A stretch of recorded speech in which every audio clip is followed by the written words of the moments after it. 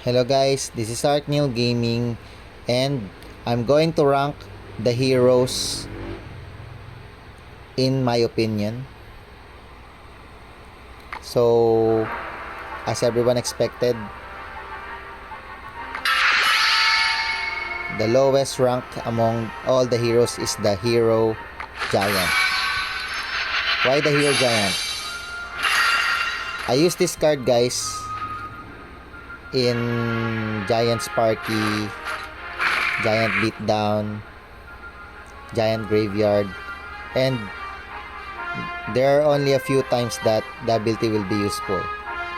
And the problem with this ability is if your opponent knows how to play around the ability, you can just use long range cards or swarm cards just to take out your giant. But the only good thing about this, if your opponent has a P.E.K.K.A. Bridge from deck and he uses P.E.K.K.A. on your Hero Giant, of course it's an easy ability. You're going to shift the P.E.K.K.A. a 7 elixir card to the other lane. But the only problem with the ability is you still have to defend against the troop that you place in the other lane. So for me, this is the most situational ability among the 4 heroes. So next guys, I'm going to rank the Musketeer second from the worst heroes. I know that the Trusty Turret is pretty useful at times guys. You can do some crazy plays with this card. You can snipe some towers, you can snipe some buildings when placed on the middle, but it costs your ability and it is placed near the Musketeer, so if your opponent has lightning or fireball, both of them will get hit. And the life of the turret is not that high, so it can easily be taken down by heavy hitters like the mini P.E.K.K.A. So the last two, what do you think guys? What is the second best hero for me? I think for me, the second best hero is the mini P.E.K.K.A. Why rank this second to the best? Because his ability just costs 1 elixir and mini P.E.K.K.A. is already a great card by itself. Even if you don't have the hero, mini P.E.K.K.A. is a pretty solid card.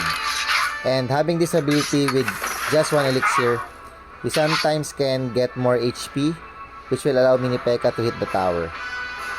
And I use mini P.E.K.K.A. hero in my Golem deck. It's pretty good synergy with beatdown decks. I can often see it being used in giant decks as well. Sometimes you can see people putting it in hug decks.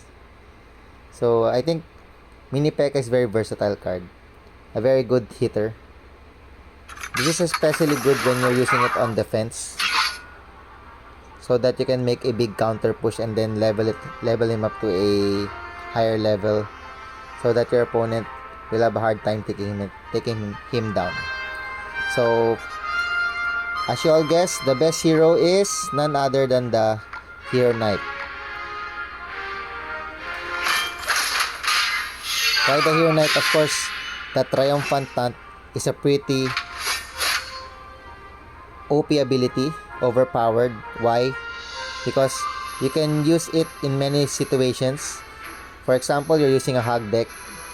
Instead of the towers and the troops targeting the hug, you can redirect the target to the Hero Knight. And he also gains a shield, so it makes the Hero Knight more tankier, so you can soak up more damage. You can also use it in bait decks, skeleton barrel decks. You can also use it in balloon.